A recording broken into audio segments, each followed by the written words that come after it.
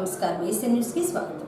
అద్దంకి పర్చూరు రేపల్లె శాసనసభ్యులు గుట్టుపాటి రవికుమార్, ఏలూరు సాంబశివరావు, అనగాని ప్రసాద్ కలిసి శుక్రవారం తెల్లవారుజామున తిరుమలేశుని సన్నిధిలో వెంకటేశ్వర స్వామి వారిని దర్శించుకున్నారు. ఈ సందర్భంగా దేవస్థానం తరపున వీరిని శాలువా కప్పి సత్కరించి తీర్థప్రసాదాలు అందజేశారు. జూన్ 4న తెలుగుదేశం పార్టీ ఉమ్మడి కూటమి ప్రభుత్వం రాబోతుందని ఎమ్మెల్యే రవికుమార్ తెలిపారు.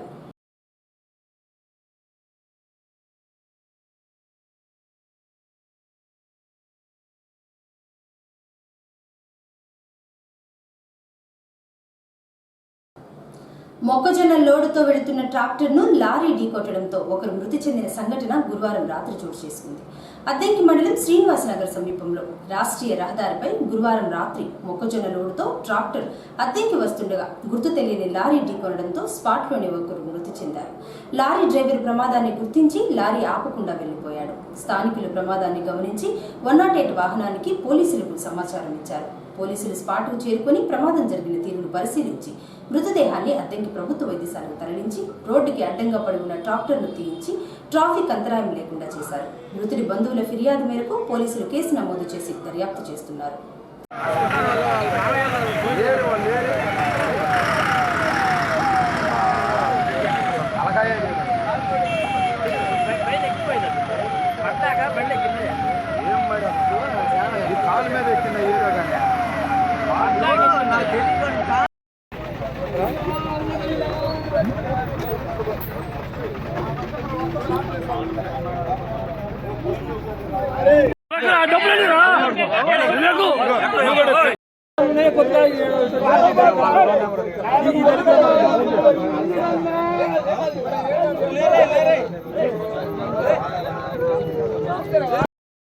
లైట్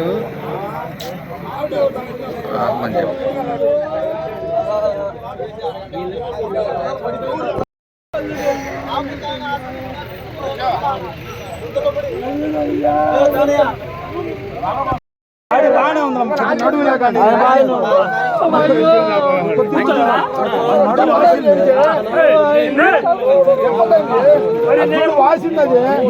వాడు అసలు దింకెళ్తాడు, వాడు అద్దెకి కూడా ఆపలేదంట.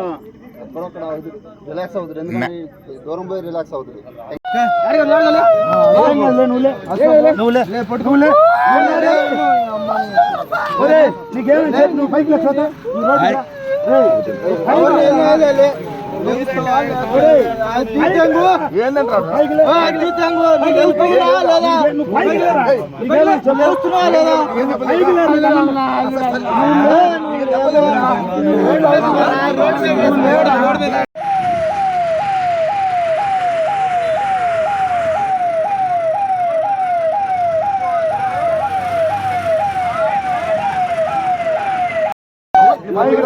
అదే ఇప్పుడే తెలిసింది.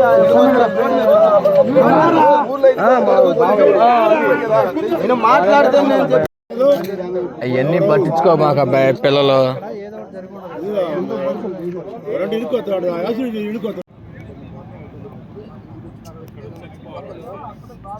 ఫోన్ చేద్దాం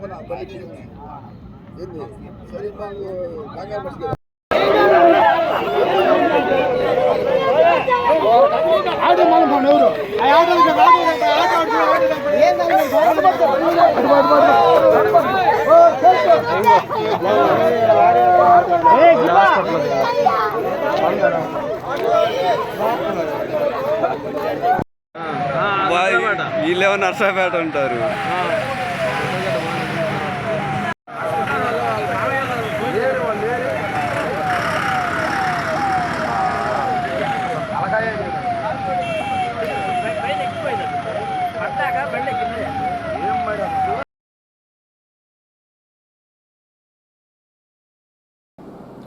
పంగులూరులో శ్రీ భీమలింగేశ్వర స్వామి దేవస్థానం 20వ వార్షిక బ్రహ్మోత్సవాలు స్వామివారి ఏకాంత సేవతో గురువారం రాత్రి ముగిశాయి. బలిహరణ, వసంత సేవ, త్రిశూల స్నానం, పూర్ణాహుతి కార్యక్రమాలను వేద పండితులు శాస్త్రోక్తంగా నిర్వహించారు.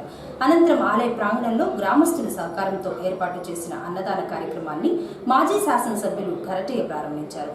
సాయంత్రం ధ్వజారోహణ, మౌనబలి, ఏకాంత సేవ కార్యక్రమం నిర్వహించారు. బ్రహ్మోత్సవాల సందర్భంగా గురువారం రాత్రి వివిధ రకాల సాంస్కృతిక కార్యక్రమాలు నిర్వహించగా అందరినీ అలరించాయి. ఆలయ అర్చకులు సునీల్ కుమార్ శర్మ మాట్లాడుతూ పంగళూరు మండలంలో భీమలింగేశ్వర స్వామివారి 20వ వార్షిక బ్రహ్మోత్సవాలు ఈ నెల 20వ తేదీన ప్రారంభమై గురువారం రాత్రితో ముగిశాయని, దాదాపు 4 రోజుల పాటు గ్రామంలో వేద మంత్రాల సాక్షిగా స్వామివారికి అభిషేకాలు, పూజా కార్యక్రమాలు, కళ్యాణం, ధ్వజారోహణ, పూర్ణాహుతి నిర్వహించారని, పూజా కార్యక్రమాలలో భక్తులందరూ ఎంతో విశేషంగా పాల్గొని తిలకించి స్వామివారిని దర్శించుకుని తీర్థప్రసాదాలు స్వీకరించడం జరిగిందన్నారు. నా పేరు పేటేటి ఉదయ భాస్కర్ శర్మ. ఒంగోలులోని లక్ష్మీ గణపతి దేవస్థాన ప్రధాన అర్చకులుగా స్వామివారి యొక్క శైవాగమ పూర్వకంగా స్వామివారి యొక్క సేవా కైంకర్యములు ఆరాధన చేస్తూ మన పంగులూరు గ్రామంలో వేంచేసినటువంటి పార్వతీ సమేత భీమలింగేశ్వర స్వామివారి యొక్క ఆలయ వార్షిక కళ్యాణ బ్రహ్మోత్సవాది క్రతువులు 20వ తారీఖు ప్రారంభమయ్యి స్వామివారి యొక్క ఎంతో వైభవోపేతముగా ధ్వజారోహణాది కార్యక్రమాలతో ప్రారంభమయ్యి ఈ రోజున స్వామివారి యొక్క ధ్వజ అవరోహణ, ఏకాంత సేవా కార్యక్రమాలతో స్వామివారి దైవస్థాన కార్యక్రమాలన్నీ కూడా పూర్తి చేసుకుని ఏకాంత సేవా సందర్భంనందున సమస్తమైనటువంటి భక్తజనాదులందరూ కూడా పాల్గొని స్వామివారి యొక్క అనుగ్రహాన్ని పొంది అత్యంత పరిపూర్ణంగా స్వామివారి యొక్క తీర్థ ప్రసాదాలను స్వీకరించి స్వామివారి అనుగ్రహాన్ని పొందగలరని, ఇటువంటి స్వామివారి సేవా కైంకర్యాలు జరిపించేటటువంటి అవకాశం కల్పించినందుకు ఆలయ ప్రధాన అర్చకులు సునీల్ శర్మ గారు, సాంబశివరావు శర్మ గారికి సమస్త స్వామివారి యొక్క అనుగ్రహాన్ని కలిగి వారికి ఎప్పుడూ కూడా మా ధన్యవాదాలు తెలియజేస్తున్నాం. ఓం నమః శివాయ.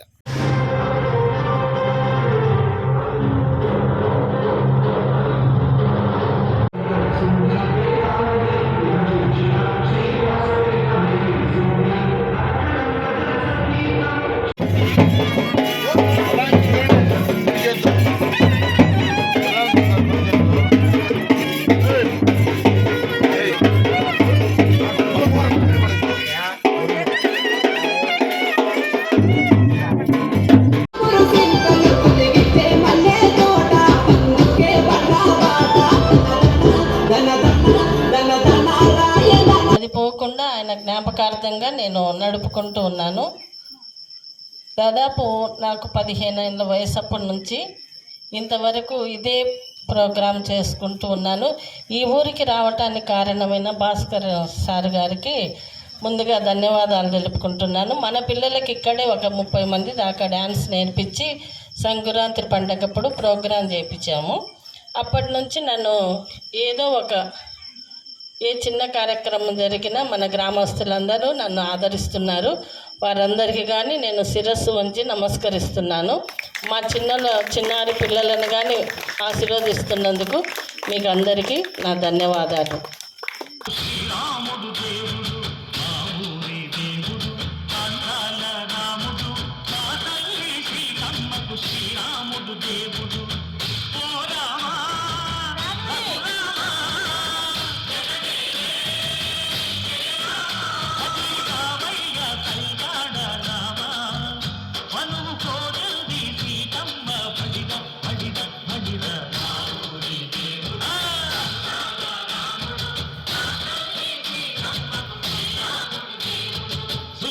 చుక్కల లేడి రామ్ భజన, సూది కన్నుల లేడి రామ్ భజన, చుక్కల లేడి రామ్ భజన, సూది కన్నుల లేడి రామ్ భజన, రామయ్య నలుబంట, సీతమ్మ తెలుబంట, పరువారాయి పంట, ప్రజల కన్నుల పంట.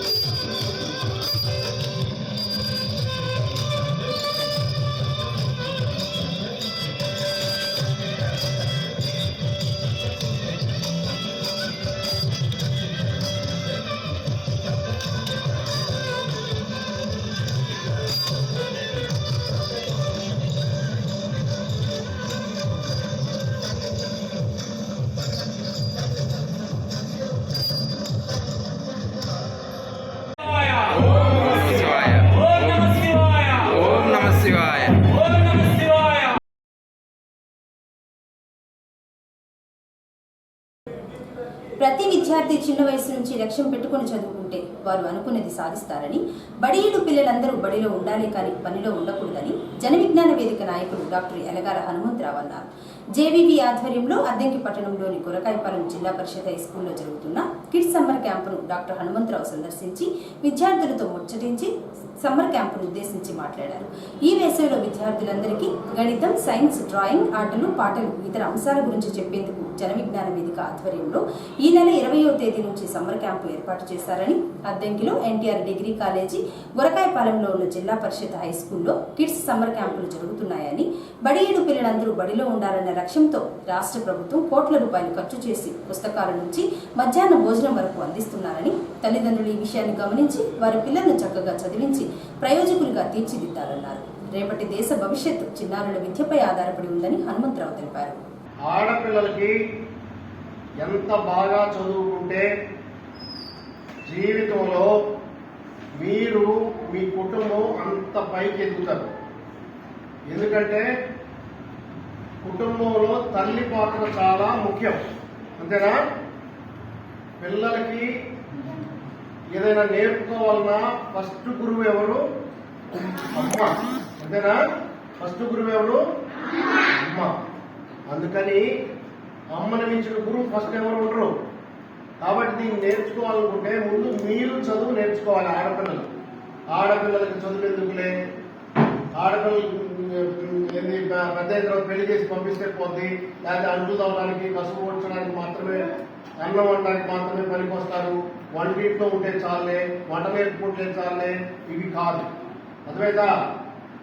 మీరు చూస్తున్నారు కదా, ఇప్పుడు ఇందిరాగాంధీ తెలుసా? ఇందిరాగాంధీ ఒకప్పుడు మన దేశ ప్రధాని, అవునా? అర్థమైందా? కాబట్టి అనేక మంది ఆడపిల్లలు ఈ రోజు ముందుకొచ్చి అన్నిటిలోనూ ముందుంటున్నారు. రాజకీయంగా ముందుంటున్నారు, డాక్టర్లు అవుతున్నారు, సినిమా యాక్టర్లు అవుతున్నారు, కలెక్టర్లు అవుతున్నారు. సమాజంలో ఉన్నటువంటి అన్ని పాత్రలు చాలా చాలా ముఖ్యంగా ఆడపిల్లలు పోషిస్తున్నారు.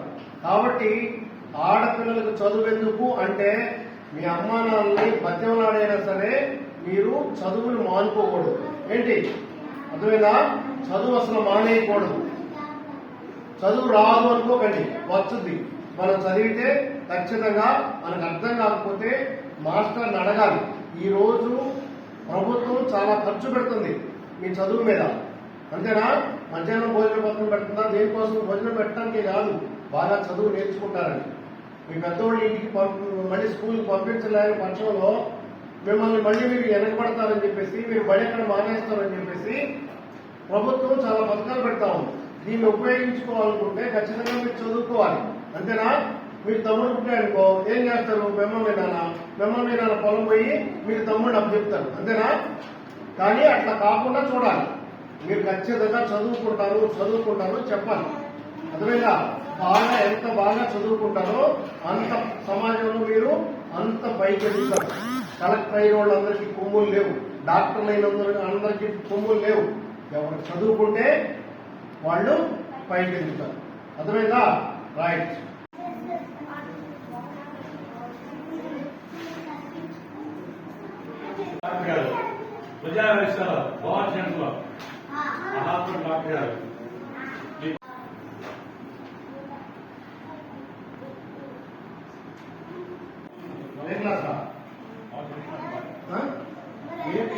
ఏ క్లాస్ చదువుతున్నారు?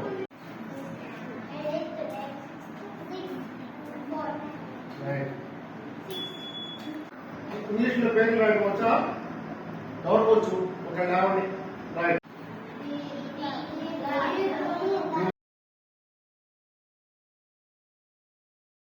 ఏసీ న్యూస్ ఇంతటితో సమాప్తం. నమస్కారం.